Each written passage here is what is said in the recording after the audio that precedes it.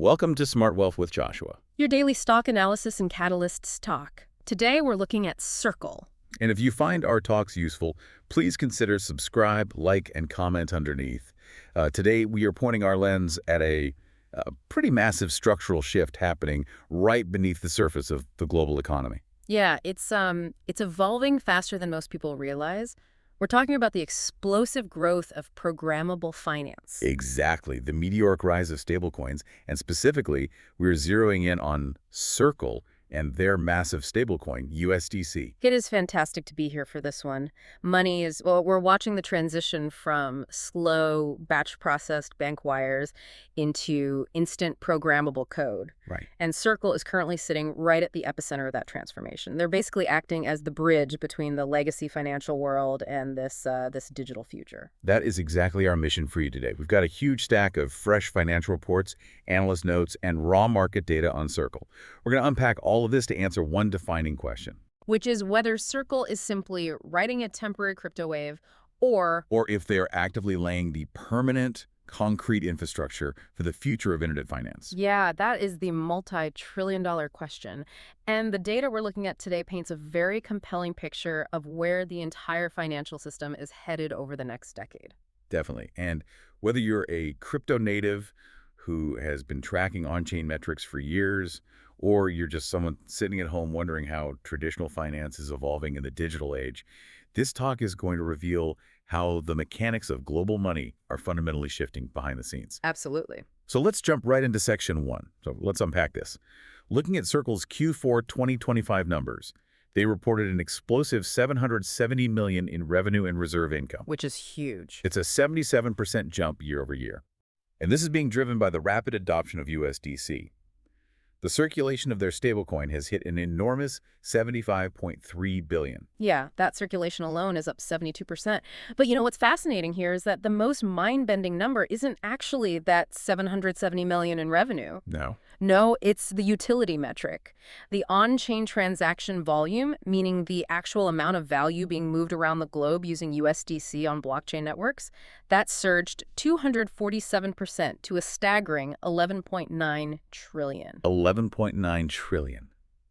Trillion with a T. Yeah. It is, it's hard to even wrap my head around that scale. It really is. To put that into perspective for you, imagine Visa, MasterCard, and Western Union bundled together. Okay.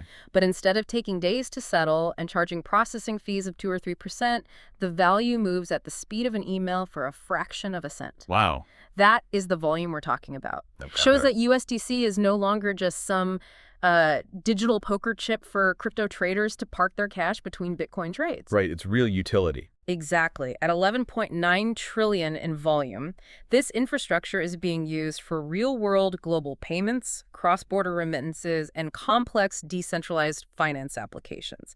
It's genuinely competing with the volume of traditional legacy payment processors. But here's where we hit a bit of a plot twist in the financial data. Wait, they generated almost $3 billion in full-year revenue for 2025. That's a massive 64% increase. Right. They even had a Q4 net income from continuing operations of $133 million. But if you look at the bottom line for the full year, they reported a GAAP net loss of $70 million. That math doesn't make sense to me. Where is the money leaking out? Yeah, that's a classic accounting artifact. It's crucial to look past those headline numbers.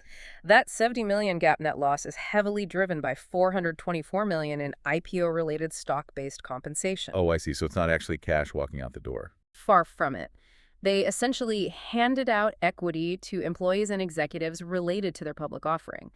That has to be recorded as an expense on the ledger, but it didn't drain a single cent from their actual cash reserves. Got it. If we strip away those one-time IPO stock payouts and just look at their pure operational cash engine, their adjusted EBITDA, the picture completely changes. How so? Their adjusted EBITDA doubled to $582 million. Even more impressive, for Q4 alone, it was $167 million, which is up 412%. But the detail that should really grab your attention is the margin.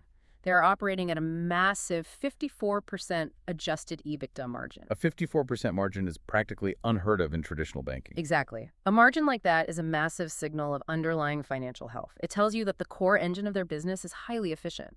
They're operating much more like a high-growth software-as-a-service company than a traditional bank. Because it's all digital. Right. Every new dollar of revenue they bring in drops significantly to the bottom line because digital infrastructure scales so beautifully. Once the network is built, the cost of adding 1 million new users is practically zero. It also signals that the demand in stablecoin segments is accelerating much faster than their operating costs are rising. Precisely. But with a 54% margin and 11.9 trillion flowing through your pipes, there is no way they're the only ones at the table. Tether is massive and issues the USDT stablecoin. How is Circle keeping them, or anyone else, from eating their lunch? Well, if we connect this to the bigger picture, Circle's primary competitive moat is built on massive network effects. With 75.3 billion of USDC in circulation, it has become deeply entrenched in the ecosystem. It's everywhere. Right, because USDC is integrated into so many cryptocurrency exchanges, decentralized finance protocols, and global payment gateways, it creates incredibly high switching costs for users. So people don't want to leave. Exactly. If you're a multinational business doing global remittances, you don't want to switch to a smaller, less liquid stablecoin. You need the liquidity to move millions of dollars instantly without moving the market price. And there is a second, arguably sharper weapon Circle uses to defend its moat, right? They seem to lean heavily into being the regulated, transparent option. Oh, absolutely. They use regulatory compliance and transparency as a strategic shield. They have conditional digital currency bank approval. They offer superior, verifiable transparency regarding the real-world assets backing their stablecoin compared to competitors like Tether. Which institutions love. Yeah, in a financial world where institutions are terrified of regulatory blowback, that transparency is a massive competitive advantage. Legacy banks won't touch a stablecoin if they can't verify exactly what is backing it. Circle provides that clarity. Let's follow the cash for a moment. We have the year-end 2024 to 2025 data here, and Circle's balance sheet looks like an absolute fortress. They're sitting on total assets of $45.8 billion and equity of $1.7 billion. Very strong numbers. Furthermore, they're generating strong liquidity. $344.6 million in cash from operations and levered free cash flow of $118.6 million. So they have this mountain of cash and massive cash flow. What are they actually doing with it? You might expect a company with those numbers to start issuing dividends to shareholders or executing stock buybacks to pump the share price. But Circle is taking a much more aggressive approach. Reinvesting it. Yes. Instead of returning capital, they are aggressively reinvesting that free cash flow into building the future of their own infrastructure. And here's where it gets really interesting. They aren't just resting on their laurels, collecting interest on the billions of dollars back in USDC. They're funneling money into major initiatives like the Circle Payment Network, or CPN, and the ARC Public Testnet. Right. My notes show the ARC Testnet alone already has over 100 banking and tech participants actively testing it. Why pivot away from just earning interest on the reserves backing the stablecoin? Because interest rates are variable. Relying solely on interest income makes you highly vulnerable to macroeconomic shifts. Yeah. If the Federal Reserve cuts rates to zero, Circle's primary revenue engine stalls. That makes sense. So they are executing a massive strategic pivot. The goal of the Circle Payment Network is to generate $3 billion in annual non-interest transaction revenue. Wow, $3 billion purely from software and network fees. Exactly. This shifts Circle from being a company that just holds cash and clips coupons on treasury bills to generating self-sustaining software and network revenue. It fundamentally changes their valuation model from a financial holding company to a high-growth tech platform. That's a huge shift. It is. They want to be the rails that the internet uses to move value, charging a tiny fraction of a cent for every transaction, rather than just earning yield on parked cash. And there is a speculative, unconfirmed rumor floating around in the analyst notes we have, a potential partnership with Intuit. Let's think about what that would actually look like for a second. Oh, this is a great analogy. Imagine a freelance graphic designer invoicing a client via QuickBooks. Right now, credit card processors take roughly 2.9%, and settlement takes 3 to 5 business days. Which is painful for a freelancer. Right. If QuickBooks integrates the Circle Payment Network, that invoice settles in USDC instantly for fractions of a penny. That saves the freelancer thousands of dollars a year and gives Intuit a massive competitive edge over other accounting software. While the Intuit partnership remains unconfirmed, your analogy perfectly illustrates the kind of commercial infrastructure wins the Arc testnet and CPN are designed to capture. By removing the friction, delays, and exorbitant fees of the legacy banking system, they offer a value proposition that massive software companies simply cannot ignore. That brings us perfectly to the market sentiment and the macro tailwinds currently pushing this entire sector forward. Because Circle doesn't exist in a vacuum.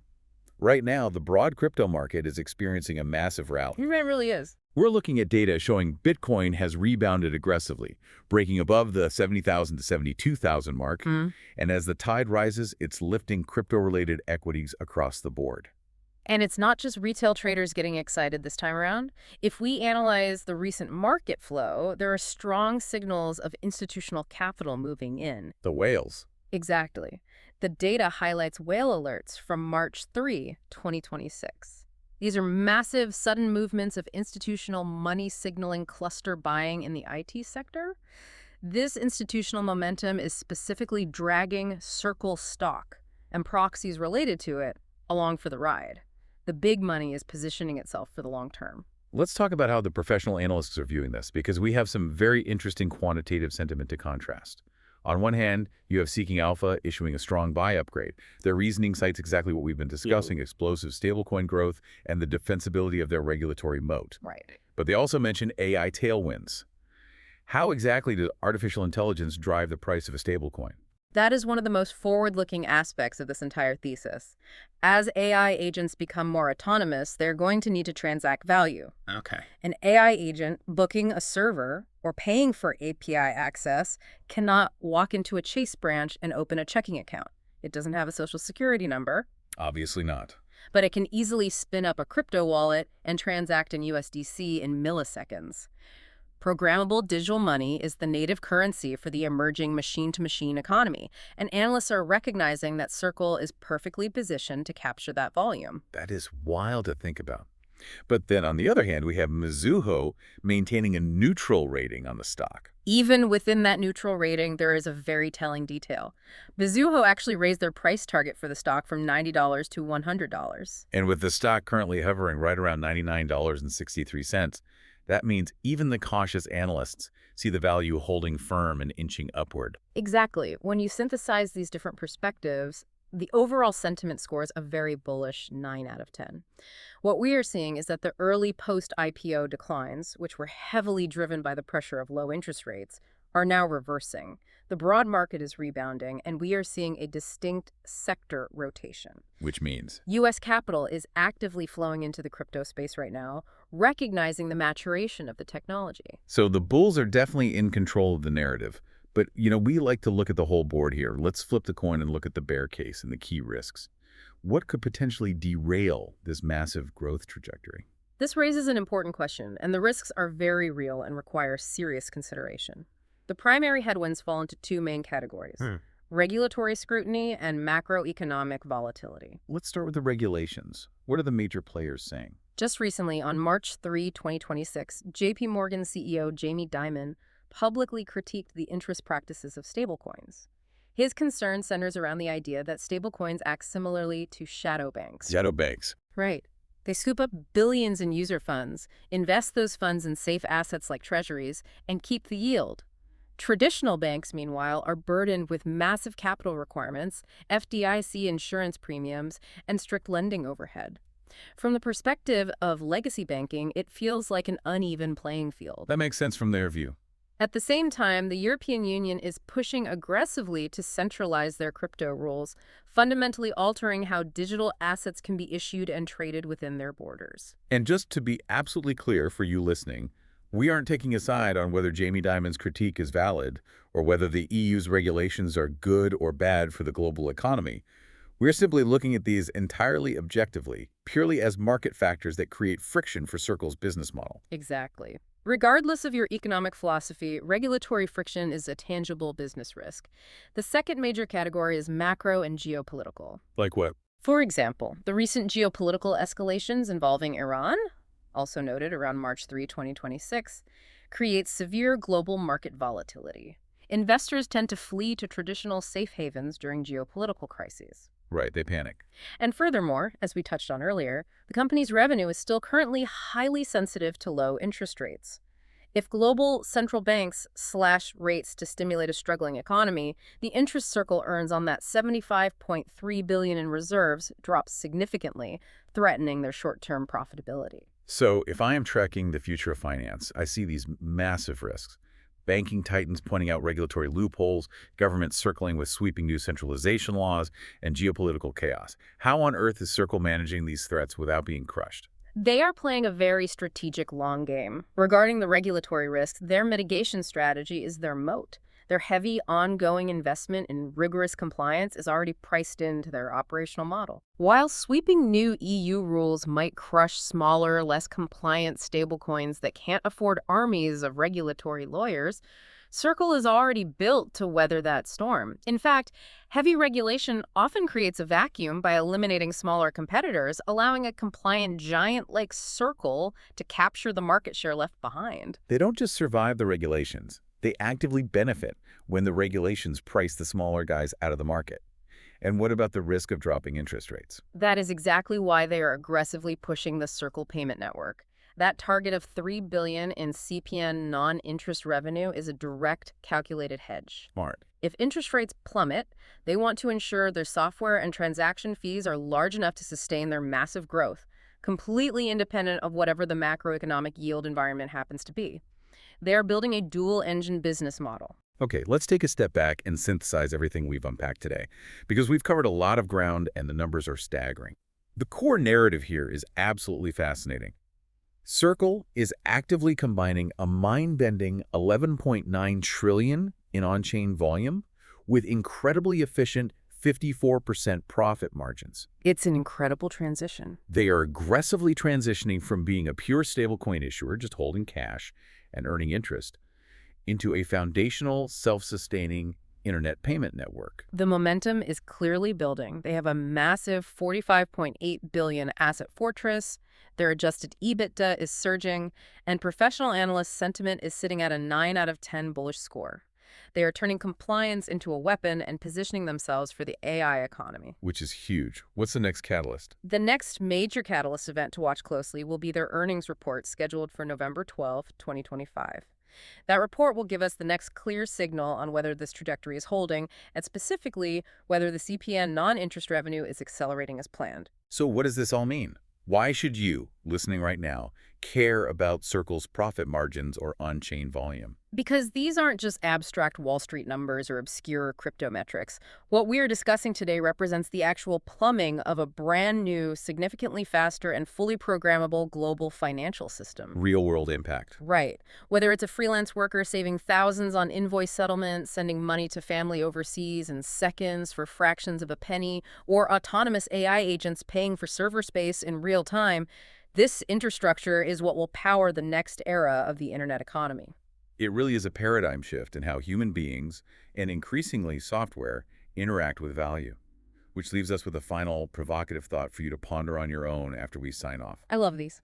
As stablecoins like USDC become as frictionless, borderless, and easy to send as an iMessage on your phone, what actually happens to traditional bank accounts? If your digital wallet eventually yields more interest, moves money faster, and is globally accepted without foreign transaction fees or settlement delays, will the very concept of a bank look completely different to you in just 5 short years? It's a profound question, and it is exactly the question the legacy financial system is currently racing to figure out before the technology outpaces them entirely. Well, that is all the time we have for today. Thank you so much for exploring these massive structural shifts with us. We love unpacking this data with you, and we can't wait to look at the next big catalyst together. Until next time, stay curious.